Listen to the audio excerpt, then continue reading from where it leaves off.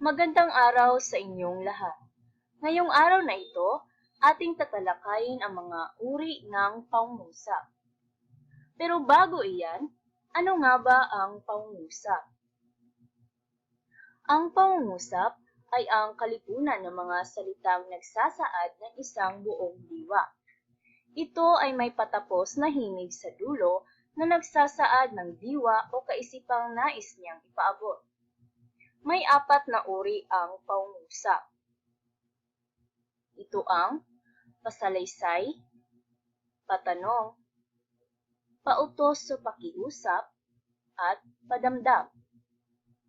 Una, ang pasalaysay. Ito ay pangungusap na naglalahad ng isang katotohanang bagay. Ito ay nagtatapos sa tuldok. Maaring tawagin ding paturol na pangungusap ang pasalaysay. Halimbawa, si Jose Rizal ay kinikilalang bayani ng ating lahi. Madalas ang ulan sa aming lugar. Mababait ang aming mga guro. Ang mahabang muog ng China ay popular sa buong mundo. Ang Hail Holy Queen ang isa sa nilalaman ng doktrina Kristiyana. Ang Urbana at Filiza ay aklat ng mabuting asal. Ang pangalawang uri naman ay ang patanong. Ito ay mga pangungusap na nagtatanong. Nagtatapos sa tandang pananong ang patanong na pangungusap. Halimbawa, saan ka pumunta kahapon? Ano ang pangalan mo? Ilang bulaklak ang hawak ko? Saan ka nakatira? Sino ang may-ari ng bag na ito? Alin sa dalawa ang mas mabigat? Ang ikatlong uri naman ay ang pautos sa pakiusap. Ang pangungusap ay pautos kung ito ay naguutos at pakiusap naman kung ito ay nakikiusap.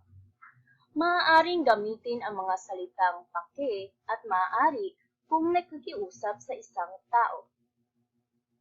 At gaya ng pasalaysay, tuldok din ang ginagamit sa pautos o pakiusap na pangungusap. Halimbawa, pakibigay ito kay Drew. Dalhin mo ang gamot sa ospital. Ilagay mo na ang mga sangkap.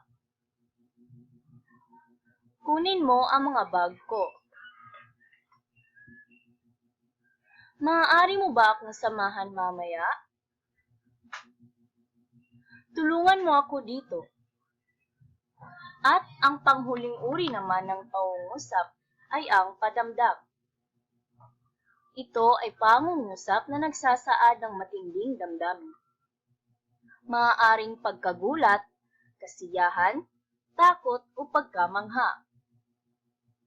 Ginagamitan ito ng tandang padamdam. Halimbawa, wow! Ang ganda naman ng damit mo. Aray! Ang sakit ng paa ko. Naku! Nakalimutan ko ang sinaing. Yes! Nanalo ako. Nasusunog ang bahay namin. Ah! May ahas! Yun lang po at maraming salamat.